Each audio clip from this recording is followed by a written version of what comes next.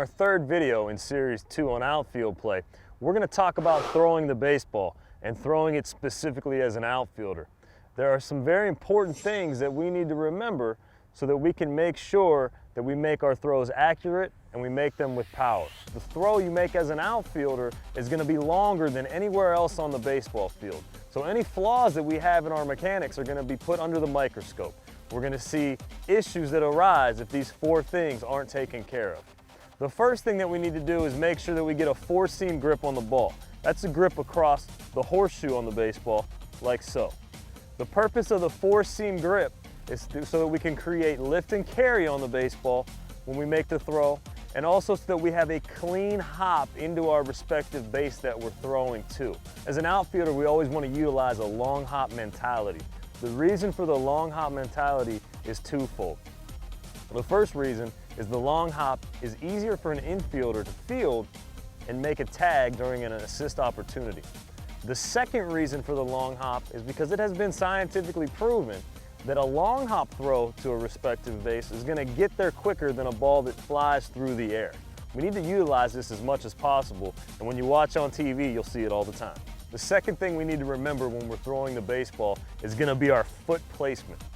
Now, like I said, as an outfielder, if we're off a little bit in our mechanics, it's going to make a big difference on our throw. We want to make sure our foot is pointed towards the direction that we need to throw. So if we're throwing to third base, that's where it needs to be headed. The problem that we have sometimes is we'll open our hip up when we make that throw. It's going to take away from some of the power and some of the accuracy on the back half of the throw. The other side of the spectrum will be if we close our foot off when we throw, we're going to be throwing against the kinetics of our body, again, taking away from the power behind that type of throw. Now, after we've achieved the four-seam grip and we have our foot placed in the right direction, the third thing we need to do is make sure we have a 90-degree angle at release. 90 degrees is going to be determined by the angle of our forearm to our biceps here. So this is our 90-degree angle. Any deviation from this 90 degrees is going to cause a tailing effect on the baseball at release. We need to make sure we keep our fingers on top. The reason is because if a ball tails, it's going to take longer to get to its target, being the cut man or to that base. The longer the baseball takes in flight to get to that target, the more time a base runner is going to have to take more steps to reach their objective. The fourth thing that we need to remember after throwing the baseball is that we need to be aiming for our relay man's halo. The halo is defined as if our relay man stuck his hands directly out and made this movement.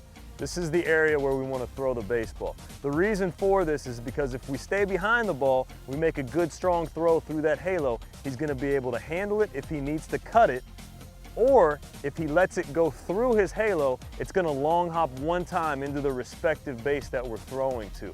Again, that's that long hop mentality we talk about. That's how we're going to be able to throw people out from the outfield. By tying all four of these things together, we're going to become a great thrower, an accurate thrower, and a powerful thrower, and we're going to give ourselves an opportunity to have assists as outfielders.